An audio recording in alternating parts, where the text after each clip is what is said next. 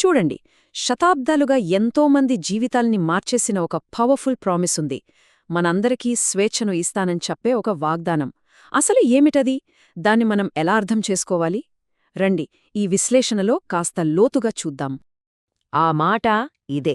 సత్యము మిమ్మును స్వతంత్రులనుగా చేయును. వినడానికే ఎంత పవర్ఫుల్గా ఉందో కదా. ఇది కేవలం కొన్ని అక్షరాలు కాదు, మానవ చరిత్రలోనే అత్యంత శక్తివంతమైన వాగ్దానాల్లో ఇది ఒకటి. కానీ ఈ మాట వినగానే మనలో బోలెడన్ని ప్రశ్నలొస్తాయి కదండి. అసలు ఇక్కడ మాట్లాడుతున్న సత్యమంటే ఏంటి? అది మనకి ఎలాంటి స్వేచ్ఛను ఇస్తుంది? ఈ ప్రశ్నలకు సమాధానాలు వెతుక్కుంటూ మన ప్రయాణాన్ని మొదలుపెడదాం. సో ఫస్ట్ క్వశ్చన్ చాలా సింపుల్. స్వేచ్ఛ గురించి మాట్లాడే ముందు అసలు మనం దేనిలో బంధించబడ్డాం అని తెలియాలి కదా. ఏంటి ఆ బంధం? దాని స్వరూపమేంటి? అంటే ఇక్కడ మనం మాట్లాడుకునే బంధం చేతులకు వేసే సంకెళ్ల గురించి కాదు, లేదా మనల్ని భూమిమీద నిలబెట్టే గ్రావిటీ లాంటి ప్రకృతి నియమం నుంచొచ్చే స్వేచ్ఛ గురించి అస్సము కాదు. ఇది మన కళ్లకు కనిపించని, మన లోపల, మన అంతరంగంలో ఉండే ఒక లోతైన బంధమన్నమాట. ఇక్కడే అసలు విషయం బయటపడుతుంది. సోర్స్ టెక్స్ట్ ఏం చెప్తోందంటే, పాపము చేయు ప్రతివాడును పాపమునకు దాసుడు. దీన్ని బట్టి చూస్తే మనల్ని బంధించే నిజమైన సంకెళ్ళు బయటెక్కడో లేవు, మన లోపలే ఉన్నాయి. అంటే పాపమంటే మనం చేసే తప్పుల లిస్ట్ మాత్రమే కాదు, అదొక స్టేట్, ఒక బానిసత్వపు స్థితి అన్నమాట. మనల్ని అసలైన స్వేచ్ఛకు దూరం చేసే ఒక ఇంటర్నల్ కండిషన్. ఈ బంధాన్ని ఛేదించడమే అసలైన ఛాలెంజ్.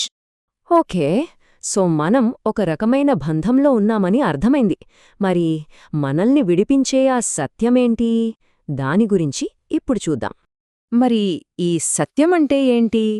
చాలామంది అనుకుంటారు సత్యమంటే కొన్ని ఫ్యాక్ట్స్ లేదా ఒక ఫిలాసఫీ అని. కాని ఇక్కడ విషయం అది కాదు. ఈ మూలగ్రంథం సత్యాన్ని చాలా భిన్నంగా, చాలా పర్సనల్గా పరిచయం చేస్తుంది. ఇక్కడే మనల్ని ఆశ్చర్యపరిచే విషయముంది. సత్యం అనేది ఒక ఐడియా కాదు, అదొక వ్యక్తి. నేనే మార్గమును, సత్యమును, జీవమును అనే మాట సత్యాన్ని ఒక వ్యక్తిగా మన ముందు నిలబెడుతుంది. ఇది చాలా చాలా ఇంపార్టెంట్ పాయింట్. సహజంగానే సత్యమనేది ఒక వ్యక్తి అయినప్పుడు ఆ వ్యక్తి నుంచే వచ్చే నాట కూడా సత్యమే కదా.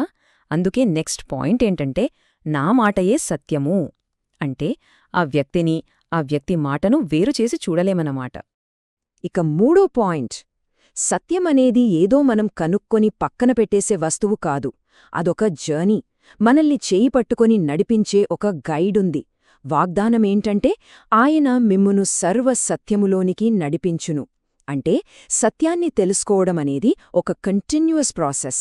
సరే, బంధమేంటో తెలిసింది, దాన్నించి విడిపించే సత్యమేంటో కూడా తెలిసింది. మరి అసలా ఫ్రీడమ్ ఎలా వస్తుంది? దానికోసం ఏం చెయ్యాలి? దానికి ఒక నిర్దిష్టమైన పద్ధతుంది. దానికి ఒక క్లియర్ రోడ్ మ్యాప్ ఉంది. ఒక 4 స్టెప్స్ ప్రాసెస్ అన్నమాట. ఫస్ట్, వాక్యాన్ని విని దాన్ని నమ్మాలి. సెకండ్, ఆ వాక్యంలో నిలిచి ఉండాలి. జస్ట్ వినడం కాదు, దానిలో జీవించాలి. థర్డ్, అలా జీవించడం ద్వారానే సత్యాన్ని నిజంగా తెలుసుకుంటారు. ఇక ఫోర్త్, ఆ జ్ఞానమే చివరికి స్వేచ్ఛనిస్తుంది. ఈ మొత్తం ప్రాసెస్కి ఆధారం యోహాన్ సువార్తలోని ఈ మాటలే.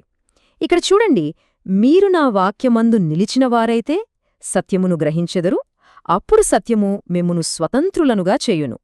ఇక్కడ ఆ నిలిచియుండుటానే పదం చాలా ముఖ్యం. జస్ట్ వినడం గాదు, ఆచరించడం, దానిలో జీవించడం, అదే ఫ్రీడమ్కి కీ. ఇప్పటిదాకా మనం మాట్లాడుకున్నదంతా ఒక చోటకి తెస్తే అసలు ఈ నిజమైన స్వేచ్ఛ అంటే ఎలా ఉంటుంది?